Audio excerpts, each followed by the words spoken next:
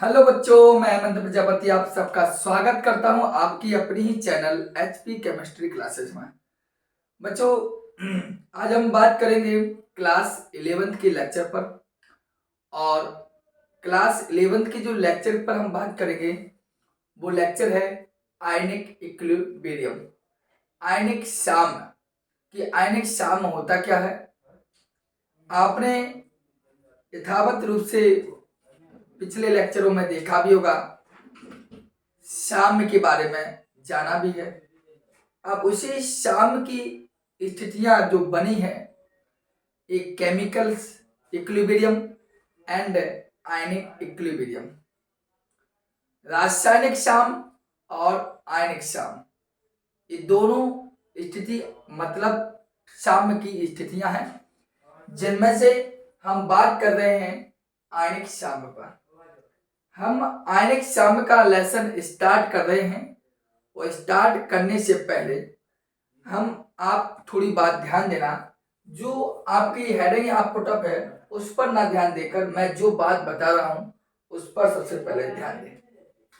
कि पहले आपको पता होनी चाहिए कि आयनिक साम्य होता क्या है, पहले ये पता होना चाहिए। ध्यान देना, मान लिया ये कोई एक ए और बी लिखा है और रिवर्सिबल सिंबल है और यहां लिख दिया ए प्लस बी, ठीक। और इसी प्रकार एक लिख दिया A B reversible symbol and लिख दिया A plus and B minus. ध्यान देना, यहां आप देखते हैं कि ये कोई एक कंपाउंड आपका ए बी है जो आगे जाकर ए और बी दो पार्ट में टूटता है। उसी प्रकार एक ए बी है, आगे जाकर ए पॉजिटिव एंड बी नेगेटिव बनाता है। और आप पहले वाले में देखे तो ए बी रिवर्सिबल का चिन्ह है, ए बी रिवर्सिबल का चिन्ह है अर्थात उत्क्रमणीय अभिक्रिया का सिंबल है। रिवर्सिबल सिंबल को देखते हैं कि आपको लगता है कि ए और बी आगे गए, ए प्लस बी बना लिया और ए और बी आपस जुड़ के ए बी बना लिया, हमें ऐसा समझ में आ रहा है स्पष्ट रूप से, ठीक है। अर्थात आप देखते हैं कि ए बी मिले ए प्लस बी बना होता है, आगे अभिक्रिया हो रही है। आगे अभिक्रिया का मतलब है फॉरवर्ड डायरेक्शन, और ए और बी आपस में मिलकर ए बी बनाए, इसे बोलते हैं बैकवर्ड डायरेक्शन। बात समझ में आई आपको? तो आगे गई तो फॉरवर्ड एंड पीछे आई तो बैकवर्ड डायरेक्शन, ठीक।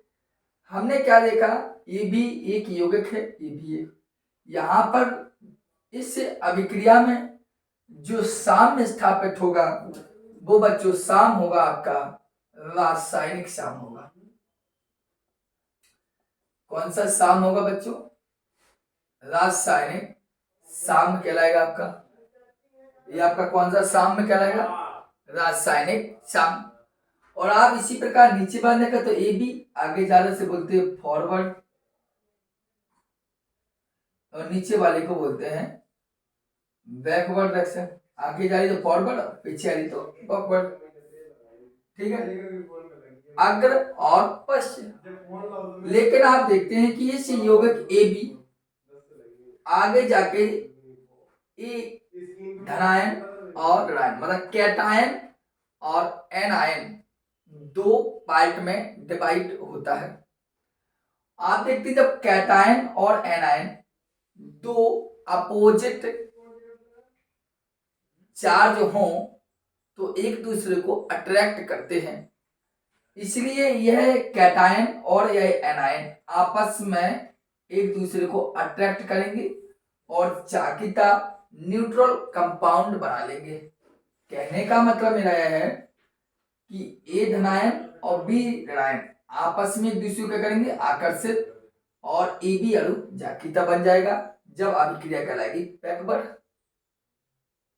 तो कहने का मतलब है यह आपका कहलाया उदासीन अणु, न्यूट्रल मॉलिक्यूल्स। क्यों कहलाया न्यूट्रल मॉलिक्यूल्स?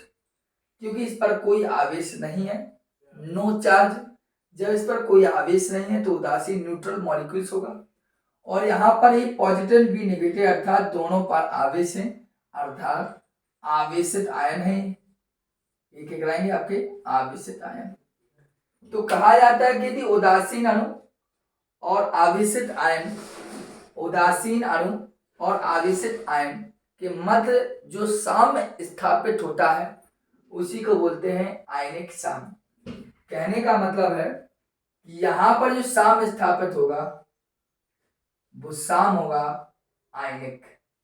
वो साम कौन सा होगा? आयनिक। ठीक है, आयनों के मध्य जो साम्य स्थापित होता है उसी को बोलते हैं हम आयनिक साम। बताइए किसी प्रकार की कोई समस्या रासायनिक साम या आयनिक साम में? ठीक, तो आपने ये जाना आयनिक साम और रासायनिक साम, रासायनिक साम और आयनिक साम के बारे में, दोनों में अंतर। ठीक, अब हम लेसन को स्टार्ट करने से पहले हम आपके पास से बात करेंगे इलेक्ट्रोलाइट्स की। अगर इसको लिखना हो तो लिख लीजिए आप। ठीक, तो ये आपके रासायनिक साम और आयनिक साम है। आप इसको अच्छे से नोट कर लीजिए क्योंकि उदासीन अणु और ये आयन है, इनके मध्य साम स्थापित हो रहा है। साम केवल रिवर्सिबल रिएक्शन में ही उत्पन्न होता है, मैं आपको पहले ही बता चुका हूं बार बार। अब आइए आगे बात करते हैं आयनिक साम आयनिक साम के बाद जो आपकी व्हाइट बोर्ड पर सबसे पहले ही एक हेडिंग डली हुई है, उसी पर हम बात करेंगे। आइए यहां लिखा है वैद्युत अपघट्य। वैद्युत अपघट्य मतलब इलेक्ट्रोलाइट्स। कि वैद्युत अपघट्य है क्या या इलेक्ट्रोलाइट्स हम किसे कहते हैं? ठीक है, तो अगर हम वैद्युत अपघट्य के बारे में बात करें तो वैद्युत अपघट्य वे पदार्थ होते हैं, ऐसा मान लीजिए हम कहते हैं कि हमारा ये मार्कर जो है वो इलेक्ट्रोलाइट्स है, वैद्युत अपघट्य है। कैसे? यदि इस इलेक्ट्रोलाइट्स को किसी जल के पास ले जाएं या किसी भी गलत अवस्था में इसको ले जाएं तो अगर उस स्थिति में इसके दो पार्ट हो जाए ऐसे तो समझ जाना वो वैद्युत अपघट्य है।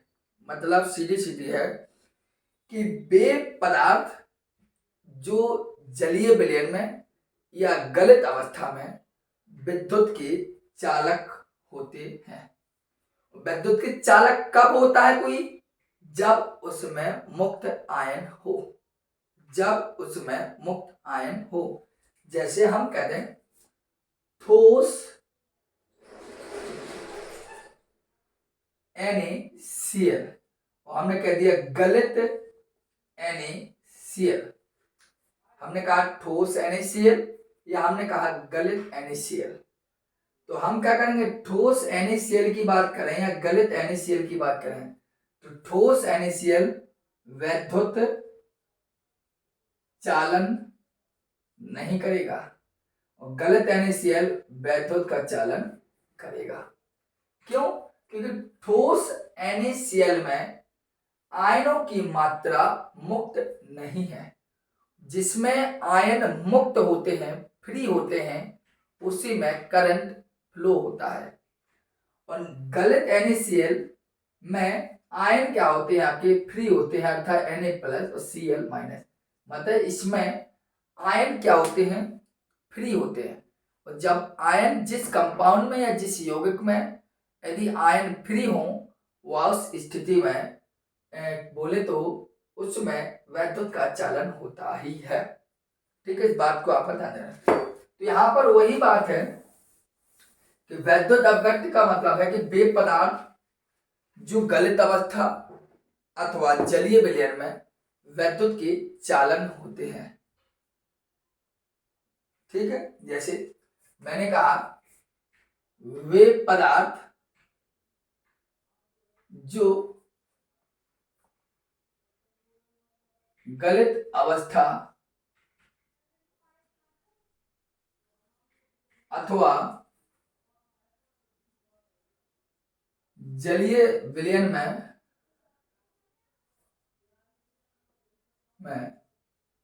वैद्युत के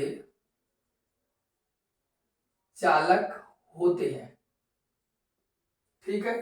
उसे हम क्या कहते हैं, वैद्युत अपघट्ट कहते हैं। उन्हें हम क्या कहते हैं डियर, वैद्युत अपघट्ट, या ऐसा कह सकते हैं अर्थात आयनित होते हैं, आयनित होते हैं, मतलब ऐसा कुछ कहा जाए कि वो आयनित हो जाए। जैसे आपको बोला था NaCl, Na plus Cl minus, KCl, K plus Cl minus, Al2SO4 का होल थ्राइज है तो Al3 plus, 2Al3 plus plus 3SO4 2 plus.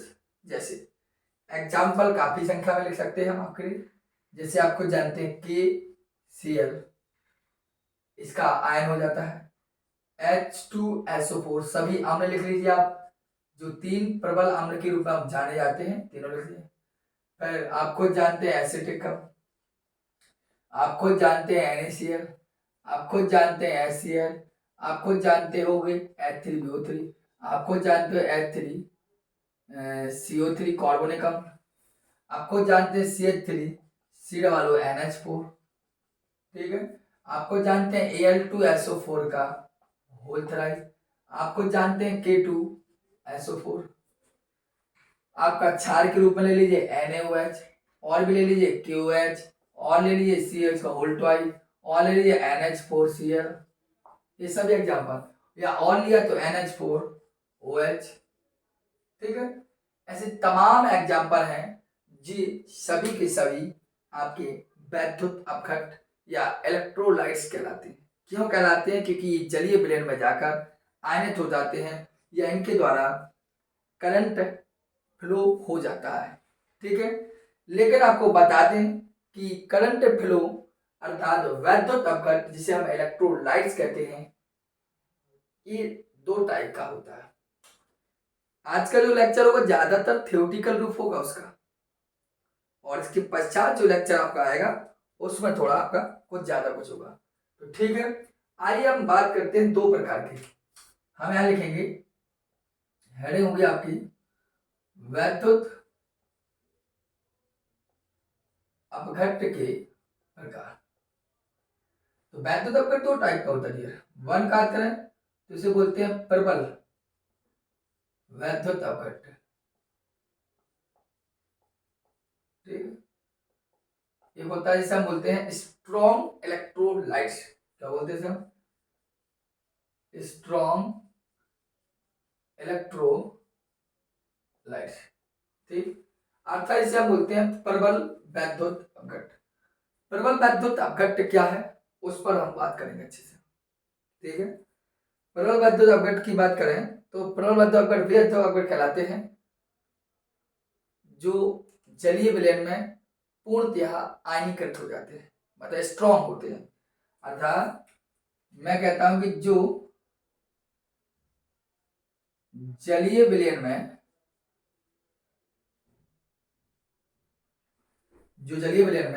पूर्णतः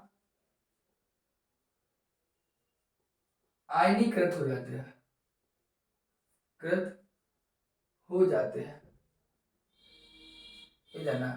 मतलब प्रबल वैद्युत अपघट्ट वे कहलाते हैं जो जलीय विलयन में जाए और पूर्ण रूप से क्या हो जाए, आयनीकृत हो जाए, तो इसे बोलते हैं प्रबल वैद्युत अपघट्ट, ठीक है। अब ऐसे कौन कौन से हैं जो प्रबल वैद्युत अपघट्ट होते हैं? तो डियर आपको बता दें कि प्रथम वर्ग और द्वितीय वर्ग की जो धातुएं होती है, जैसे प्रथम वर्ग की Li Na K Rb Cs इस प्रकार की होती है। इस द्वितीय वर्ग की जैसे Be Mg Ca इस प्रकार होता है ना। तो in first group and second group की जो धातुएं हैं, यदि इनको इनके अम्ल लें या इनके लवण लें, अम्ल ना कह सकते हैं तो कह सकते हैं इनके क्षार लें या इनके लवण लें, तो इनके प्रथम वर्ग और द्वितीय वर्ग के लवण या क्षार देखें तो वे सभी के सभी प्रबल माने जाते हैं। जैसे एग्जाम्पल में NaCl, एग्जाम्पल में KCl, एग्जाम्पल में H2SO4, एग्जाम्पल में NaOH, एग्जाम्पल में KOH, एग्जाम्पल में CH का होल ट्वाइस, ये सब प्रबल है।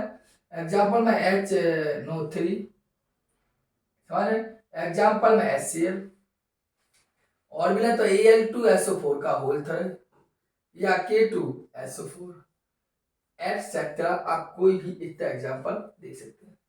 मतलब ये जान लीजिए कि प्रबल वैद्युत अपघट्ट में जितना ज्यादा एग्जाम्पल होगा उतना आपके लिए अच्छा होगा, क्योंकि एग्जाम्पल आप सीखेंगे अच्छे से अच्छा हो जाएगा। ठीक है, तो आपने जाना क्या कि प्रबल वैद्युत अपघट्ट, स्ट्रॉन्ग इलेक्ट्रोलाइट्स क्या होता है या वीक इलेक्ट्रोलाइट्स क्या होता है। अभी वीक नहीं जाना, अभी जाना वैद्युत अपघट्ट और वैद्युत अपघट्ट के प्रकार में प्रबल। अब इसको हम रब करते हैं, आपको लिखना हो तो लिख लीजिए। ठीक है, अब हम बात करते हैं दुर्बल वैद्युत अपघट्ट की। किसकी बात करेंगे? दुर्बल वैद्युत अपघट्ट की। कोई सी कोई समस्या हो, आपको नहीं समझ में आ रहा तो अब हम बता दी कमेंट बॉक्स में, पर आगे हम बात कर लेंगे आपसे। ठीक है, आइए,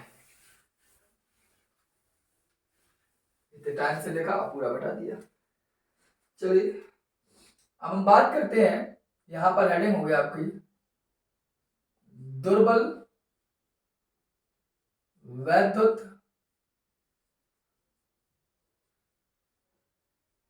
अपघट्ट, जिसे बोलते हैं वीक इलेक्ट्रोलाइट्स।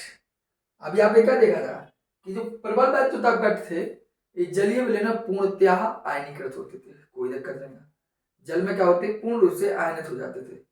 लेकिन जो दुर्बल वैद्युत अपघट्ट है, ये जलीय विलयन में पूर्णतः आयनीकृत नहीं होते, मतलब अल्प वियोजित हो जाते हैं। हम लिख सकते हैं कि ये जलीय विलयन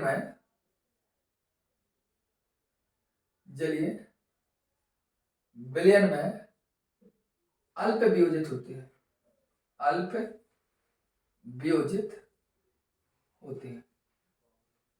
ठीक है, इस बात का ध्यान, मतलब जो प्रबल वैद्युत अपघट्ट होते हैं जल में पूर्ण रूप से वियोजित हो जाते थे, पूर्ण रूप से आयनीकृत हो जाते थे, जबकि दुर्बल वैद्युत अपघट्ट वीक इलेक्ट्रोलाइट इस जलीय विलयन में अल्प वियोजित होते हैं, अर्थात कम वियोजित होते हैं।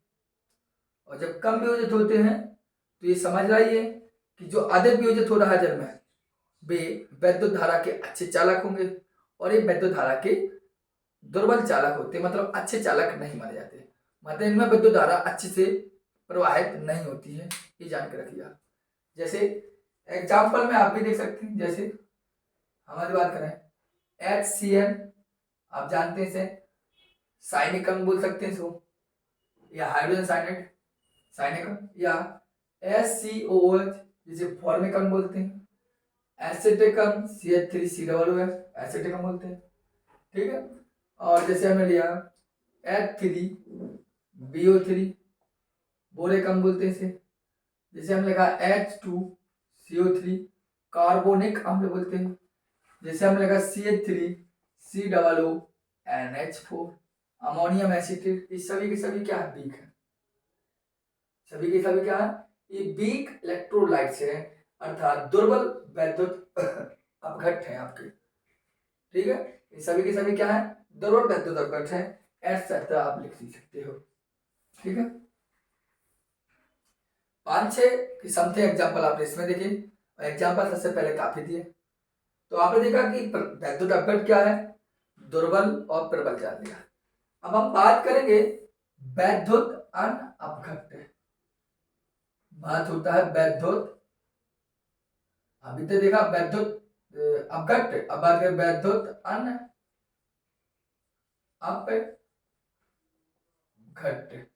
ठीक, जिसे हम बोलते हैं नॉन इलेक्ट्रोलाइट्स। वैद्युत अनअपघट्ट का मतलब है नॉन इलेक्ट्रोलाइट्स। और नॉन इलेक्ट्रोलाइट्स होता क्या है उस पर हम बात करेंगे आपकी। तो वैद्युत अपघट्ट क्या से होते थे? ये है वैद्युत अनअपघट्ट, और आपने अभी क्या देखा? वैद्युत अपघट्ट। वैद्युत अपघट्ट का मतलब था जो जलीय विलयन में विद्युत के चालक होते थे, ये जलीय विलयन के विद्युत के चालक नहीं होते हैं, अर्थात हम लिख सकते हैं वे पदार्थ जो गलित अवस्था अथवा जलीय विलयन में किसी भी चीज में, ना तो जल की आवश्यकता इनको ना करें, अथवा जलीय विलयन में वैद्युत के चालन या वैद्युत के चालक नहीं होते। इस पर ध्यान देना, नहीं होते। अगर वैद्युत के चालक हो जाएंगे तो ये कहलाएगा आपका वैद्युत अपघट्ट, और वैद्युत के चालक नहीं होंगे तो ये कहलाएगा वैद्युत अनअपघट्ट। ठीक है। एग्जाम्पल में आप खुद जानते हैं, जैसे कि सुक्रोज, जिसे हम शर्करा कहते हैं, ठीक है, शुद्ध जल, यह कभी नहीं होता है, ना सुक्रोज। जैसे ग्लूकोज कभी आयनित नहीं होता है, फ्रक्टोज कभी आयनित नहीं होता है, क्लोरोफॉर्म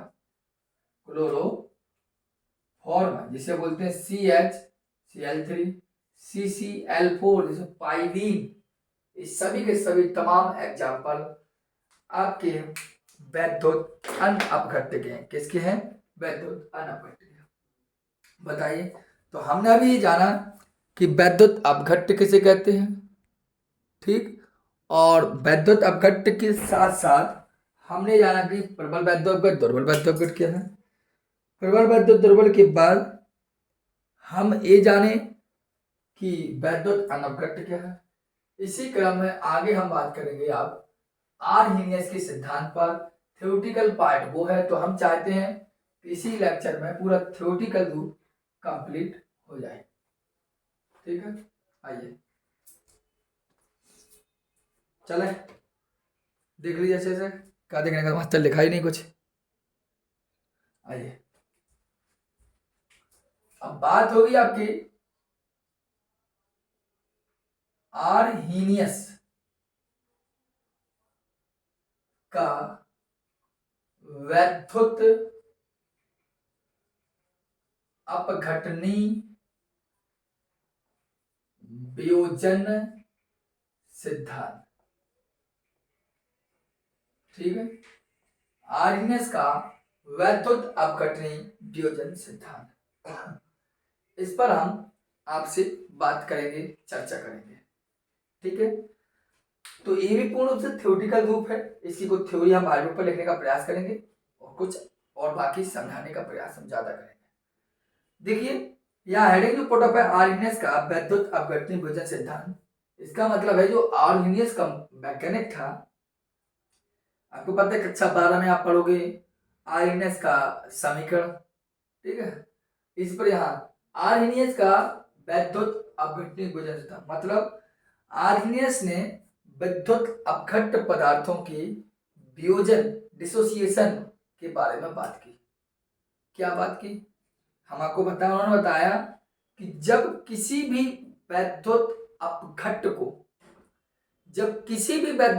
को आप वैद्युत अपघट्ट, चाहे आपका अम्ल हो, चाहे वैद्युत अपघट्ट आपका क्षार हो, और चाहे आपका वैद्युत अपघट्ट लवण हो, यदि वो जल में घोला जाए या किसी आयनिक कारक विलायक में घोला जाए तो वह दो प्रकार के आवेशित कणों में टूट जाता है, जिसे हम आयन कहते हैं, तथा यह टूटने की प्रक्रिया ही आयनन कहलाती है। क्या कहलाती है? आयन। देखिए, मैंने कहा आयनिस कहते हैं कि जब किसी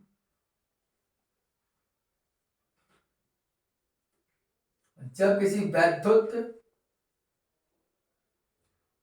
अपघट्ट को, कोई वैद्युत अपघट्ट हो, जब किसी वैद्युत अपघट्ट, जैसे हमने कहा अम्ल हो, हमने कहा क्षार हो, या हम कहते हैं लवण हो, कोई भी हो, किसी वैद्युत अपघट्ट को, अम्ल, क्षार, लवण को जब किसी वैद्युत अपघट्ट को जल या आयनिक कारक विलायक में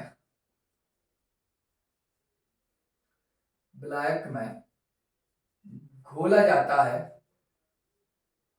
तो वह दो प्रकार के दो प्रकार के आवेश कणों में टूटता है। इस बात को आप ध्यान रखें। तो दो प्रकार के आवेश कणों में क्या हो जाता है, टूट जाता है। तो मैंने कहा जब किसी वैद्युत अपघट को किसी अम्ल, क्षार, लवण किसी को भी जल में डालें या किसी अन्य का मिलान हुआ है तो क्या दो प्रकार के आवेश कणों में टूटता है। ठीक है, दो प्रकार के आवेश कणों में क्या होता है, टूटता है। इसे आयन व इस क्रिया को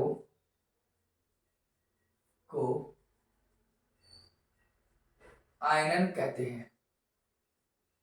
ठीक है, इस बात को समझ में आई हो। इसके क्या बोलते हैं हम, आयनन। तो आपने, मैंने कहने का मतलब है कि किसी भी वैद्युत अपघट को आप किसी जल में डालते हैं या हानिकारक बनाए, जैसे कि बेंजीन वगैरह हुआ, उसमें जैसे ही आप डालोगे तो है दो प्रकार के वैद्युत आवेश कणों में टूट जाता है, जिसे हम क्या बोलते हैं, आयन, और इस क्रिया को हम आयनन कहते हैं। ठीक है, इस बात समझे। आपको पता हो एक चीज आप जान लीजिए, दूसरे पॉइंट में बात की इन्होंने, दूसरा पॉइंट कहता क्या है कि जो धनावेशित कण है, जो धनावेशित कण है, धनावेशित कण को धनायन व ऋणावेशित कण को ऋणायन कहा। इस बात का मतलब उन्होंने कहा कि जो आयन निकलते हैं उनमें से कुछ आयन होते हैं वो धनावेशित होते हैं, तो उन्हें हम बोलते हैं धनायन, कैटायन बोल सकते हैं, और ऋणावेशित कण जो होते हैं उनको हम एनायन अर्थात ऋणायन बोलते हैं। ऐसा उन्होंने कहा। दूसरी बात आप खुद देख लीजिए, कोई भी आपका एक कंपाउंड जैसे ए बी, यह गया दो पार्ट में टूटेगा, ए पॉजिटिव एंड बी नेगेटिव, गया नहीं गया। तो आप क्या लिखते हैं, ये दो पार्ट में टूट गया, ए बी धनायन और ऋणायन, तो इसे बोलेंगे ये धनावेशित कण है, ये ऋणावेशित कण। धनावेशित कण ये होगा धनायन, ऋणावेशित कण ये होगा ऋण आयन। ठीक है, दूसरी बात, अब आप जानते हैं कि इसमें ए प्लस और बी में दो विपरीत आवेश है, और दो विपरीत आवेश एक दूसरे को हमेशा अट्रैक्ट करते हैं, आकर्षित करते हैं। दो विपरीत आवेश दूसरे को करेंगे, आकर्षित करेंगे। इस प्रकार दो विपरीत आवेश करेंगे, एक दूसरे आकर्षित करेंगे और जागृता आपका ये भी बना लेंगे।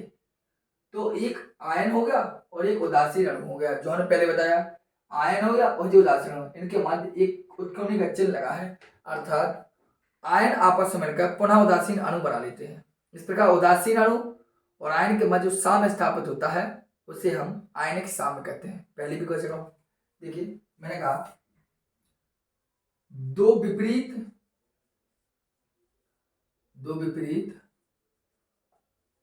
आवेश होने के कारण वे एक दूसरे को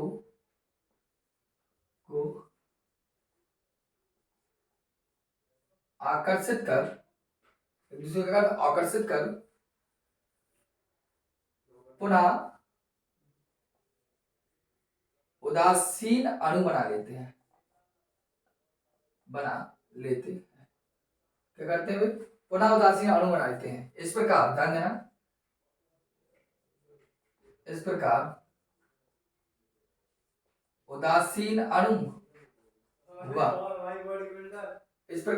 उदासीन अणु व आयन के मध्य एक साम्य स्थापित हो जाता है,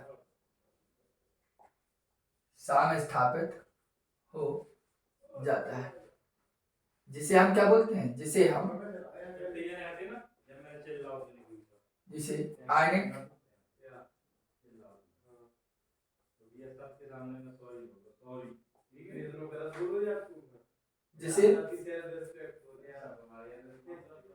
आयनिक साम्य हम कहते हैं। ठीक है, इस बात को और आप जान लीजिए कि आयनिक साम्य क्या होता है दोबारा हमने आपको बताया ये आर्हीनियस से संबंधित कुछ पॉइंट थे जो आर्हीनियस ही जानकारी देता है हमें कि किसी वैद्युत को आमने साल लगा कोई वैद्युत घोल है तो आवेश कणों में टूटता है जिन्हें हम आयन कहते हैं और क्रिया को आयन कहते हैं। धनावेश कण को धनायन, ऋण आवेश कण को ऋणायन कहा। ठीक, और विपरीत आवेश होने के कारण वे एक दूसरे करते हैं आकर्षित करते हैं और पुनः एक उदासीन न्यूट्रल मॉलिक्यूल्स का निर्माण करता है। इस प्रकार उदासीन अणु अर्थात Ab और आयन अर्थात A+ और B के मध्य एक साम्य स्थापित होता है जिसे आप देखते हैं इस प्रकार है। क्या होता है, एक मिनट सॉल्व किया होगा, इसे आयनिक साम्य कहते हैं। ठीक है, थोड़ी प्रॉब्लम हुई लाइट की, गलत हो गया था।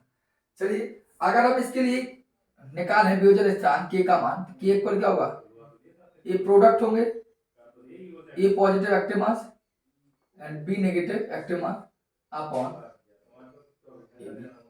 ठीक, इस प्रकार आपका जिस प्रकार आप साम्य स्थान किसी का मान निकालते थे कि उत्पाद बटे अभिकारक थे, ये क्या एक्टिव मास बोले तो सक्रिय द्रव्यमान के रूप में लिखते बड़े कोष्ठक में।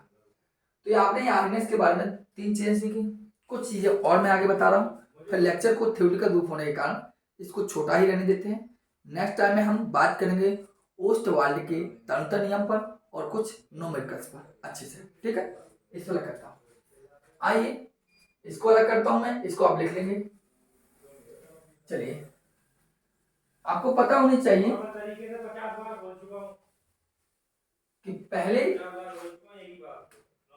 ये माना जाता था, पहले से आपका ये कंपाउंड ए बी है, रिवर्सेबल का चिन्ह ए प्लस मतलब A positive and plus B negative, एक ऐसा, और एक ए और बी, यहाँ पॉजिटिव यहाँ नेगेटिव पहले दिखाई दे रहे हैं हम, और इस प्रकार फिर बाद में टूटा ए प्लस एंड बी नेगेटिव। अब आप ध्यान देना, आप इसमें क्या देखते हैं, इस यौगिक को देखिए कोई आवेश आपको दिखाई नहीं दे रहा, इसमें आपको कोई आवेश दिखाई नहीं दे रहा है, और यहां जाके इसमें ए प्लस और बी माइनस 2 प्रकार के आवेश दिखाई दे रहे हैं। ऐसा एक पहले माना जाता था, पुरानी अवधारणा ऐसी यही कहती है। और धारणा, और ये आपकी आधुनिक अवधारणा,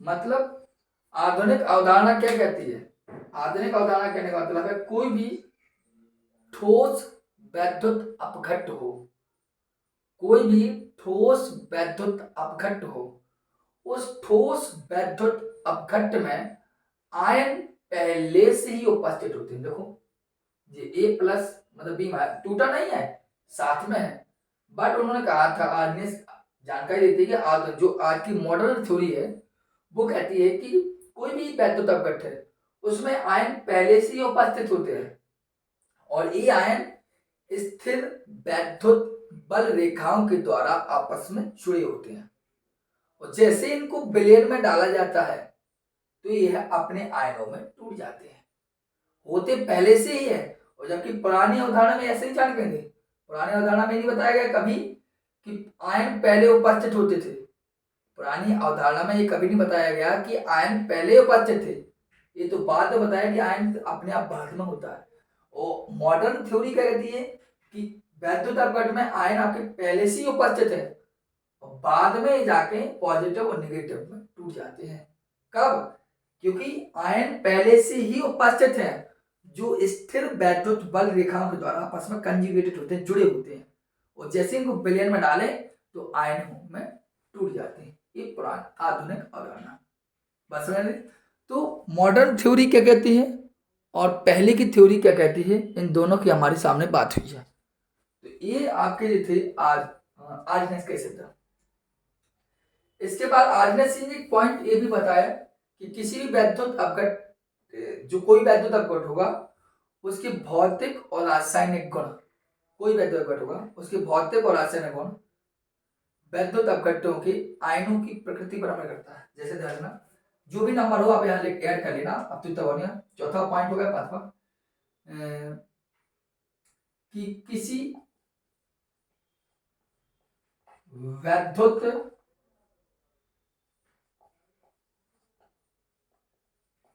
अपघट्ट के भौतिक एवं रासायनिक गुण, किसी वैद्युत अपघट्ट के भौतिक एवं रासायनिक गुण, फिजिकल एंड केमिकल प्रॉपर्टी, उसके आयनों की प्रकृति पर निर्भर करते हैं। एक बात इन्होंने ये बताई, निर्भर करते हैं। इस बात पर देना कि कोई भी विद्युत अपघट्ट होगा, उसकी जो फिजिकल प्रॉपर्टीज होगी एंड केमिकल प्रॉपर्टीज होगी, ये दोनों की दोनों प्रॉपर्टीज उसकी आयनों की प्रकृति पर निर्भर करती हैं। Nature of ion, depend in nature of ion, आयनों की प्रकृति पर निर्भर करेंगी। जैसे आप देखते हैं कि CuCl होता है, यह नीले कलर का होता है। क्यों? क्योंकि इसकी प्रकृति क्या है, Cu पॉजिटिव केवल एक प्लस बनाता है, और एक प्लस बनाने का कारण से क्या होता है, इसकी मतलब इसका जो रंग होता है वो उस कलर में नीला होता है। बताइए बात समझ में आ गई नहीं समझ में? तो ये आपके थे आयनिक साम्य के बारे में आज हमने थ्योरेटिकल रूप कंप्लीट किया है। इसके बाद हम आपसे बात अभी और भी करनी है, थ्योरेटिकल रूप आगे भी होगा या केमिकल रूप आगे होगा, इन सबकी बात हम तमाम बातें आप करेंगे, लेकिन आयनिक साम्य आज इतना ही होगा।